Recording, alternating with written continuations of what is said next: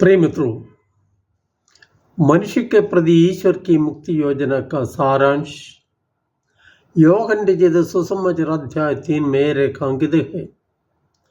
ईश्वर ने संसार को इतना प्यार किया कि उसने इसके लिए अपने एकलौते पुत्र को अर्पित कर दिया, जिससे जो उसमें विश्वास करता है उसका सर्वनाश न हो बल्कि आनंद जीवन प्राप्त हो।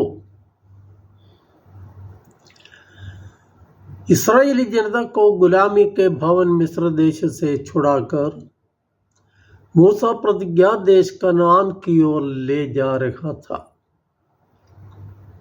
लेकिन वो जनता ईश्वर के चमत्कारों, हस्तक्षेपों और प्रेम को समझने में असमर्थ रही और बार बार ईश्वर के विरुद्ध पाप करती रही।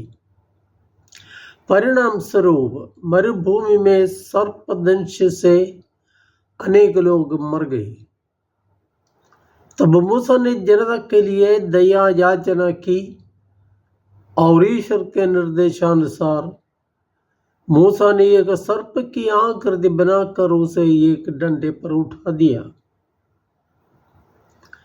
जितनों ने उस आकृति को देखा वे सब सर्पदंश से बच गए। प्रभु निकोदेमस से कहते हैं कि इसी प्रकार मानव पुत्र को भी ऊपर उठाया जाएगा, मानव पुत्र भी ऊपर उठाया जाएगा और वह मानव कुल की मुक्ति का कारण बनेगा। विधि विवरण ग्रंथ में इस्राएली जनता के प्रतिज्ञा देश कनान में प्रवेश करने से पहले मूसा उनसे कहते हैं कि तुम्हारा प्रभु ईश्वर तुम्हारे बीच तुम्हारे ही भाइयों में से तुम्हारे लिए मुझ जैसा एक नबी उत्पन्न करेगा, तुम लोग उसकी बात सुनोगे। ये पूर्व सूचित नबी नासरत का यीशु था। पुराने विधान में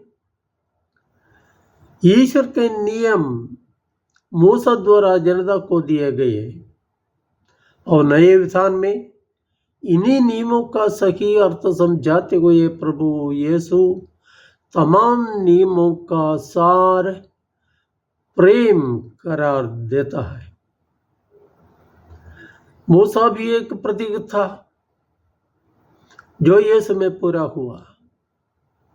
मूसा की तरह यीशु नए विधान का प्रवर्तक, नियमदाता और ईश्वरीय प्रजा का शक्तिशाली नेता है। असल में मरुभूमि में उठाया गया वो सर्प कलवरी में उठाए जाने वाले ईश पुत्र का प्रतीक मात्र था।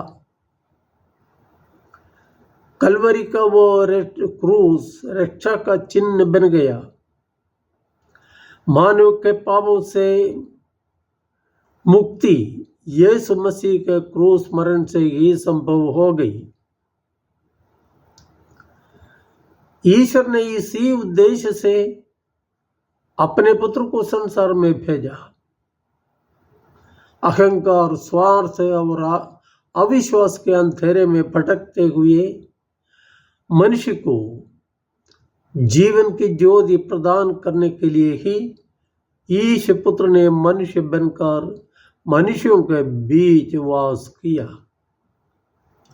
मनुष्य के प्रति ईश्वर के असीम प्रेम का प्रमाण है कलवरी का क्रूस।